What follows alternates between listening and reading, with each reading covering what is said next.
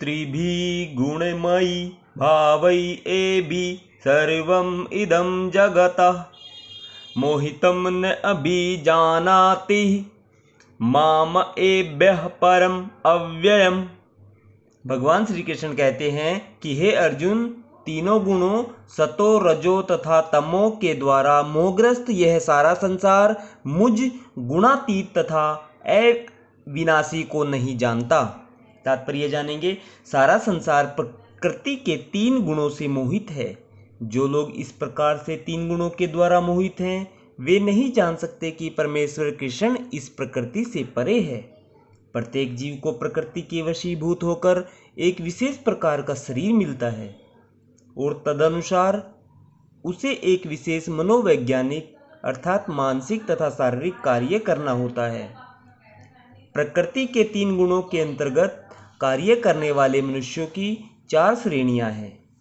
जो नितांत सतोगुणी हैं वे ब्राह्मण, जो रजोगुणी हैं वे क्षत्रिय और जो रजोगुणी एवं तमोगुणी दोनों हैं वे वैश्य कहलाते हैं, तथा जो नितांत तमोगुणी हैं वे शूद्र कहलाते हैं। जो इनसे भी नीचे हैं वे पशु हैं। फिर ये उपाधियां स्थायी नहीं हैं। मैं ब्राह्मण, क्षत्रिय, वैश्य या कुछ भी हो सकता हूँ। जो भी हो यह जीवन नश्वर है। यद्यपि यह जीवन नश्वर है और हम नहीं जान पाते कि अगले जीवन में हम क्या होंगे, किंतु माया के वश में रहकर हम अपने आप को देहात्म बुद्धि के द्वारा अमेरिकी, भारतीय, रूसी या ब्राह्मण, हिंदू, मुसलमान आदि कहकर सोचते हैं। और यदि हम प्रकृति के गुणों में बंध जाते हैं तो हम उस भगवान को भूल जाते हैं जो इन गुणों के मूल में है।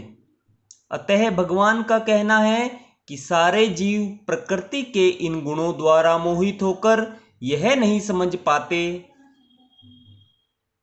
कि इस संसार की पृष्ठभूमि में भगवान है। जीव कई प्रकार के हैं, यथा मनुष्य, देवता, पशु आदि, और इनमें से हर एक प्रकृति के वश में है और ये सभी दिव्य पुरुष भगवान को भूल चुके हैं।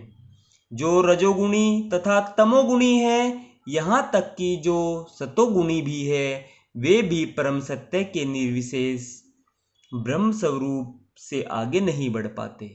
वे सब भगवान के साक्षात स्वरूप के समक्ष संभ्रमित हो जाते हैं, जिसमें सारा सौंदर्य, ऐश्वर्य, ज्ञान, बल, यश तथा त्याग भरा है।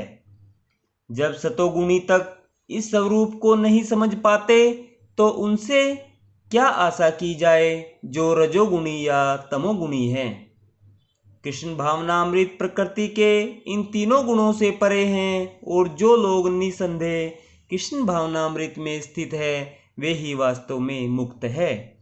राधे राधे भक्तजनों, जय श्री कृष्णा। आज हमने श्रीमद् भागवत गीता के अध्याय 7 के श्लोक नंबर 13 का आनंद लिया है। कल हम 14वें श्लोक का आनंद लेंगे। राधे राधे, जय श्री कृष्णा।